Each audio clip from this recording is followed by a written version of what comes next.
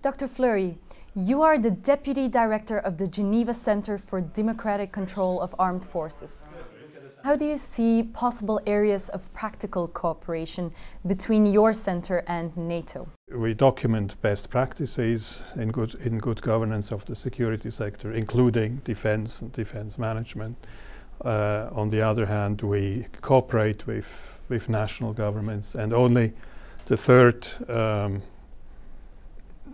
vector in our cooperation programs is with the regional and international organizations such as NATO.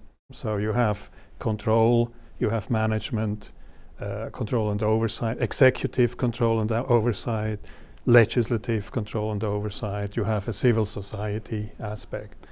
And then of course you have capacity building in these and legal assistance to countries which want to go down that road. So it's a very complex and attractive program.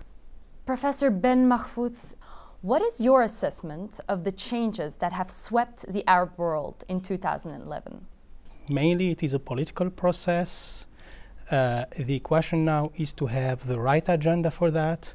And the right agenda, for instance, in Tunisia or in Egypt, it is a political and institutional building capacities, constitutional drafting also process.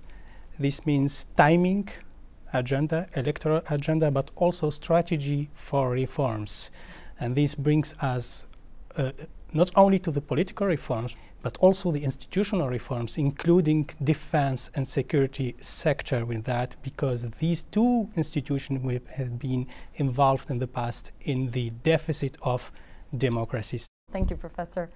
And what is your experience working on strengthening best practices in the area of civilian oversight of the armed forces in Tunisia?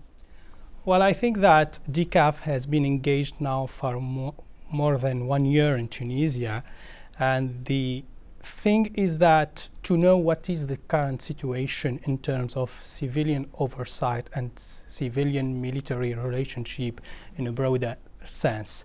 So the question is to make the real assessment of the situation and what are the capacities of the existing institution in order to raise the, let's say, the democratic standards of parliamentary oversight, to put a strategy for reform and to implement it in that sense. So it is also a matter of the government themselves to express their own needs in terms of institutional reforms, political reforms, or also operational assistance.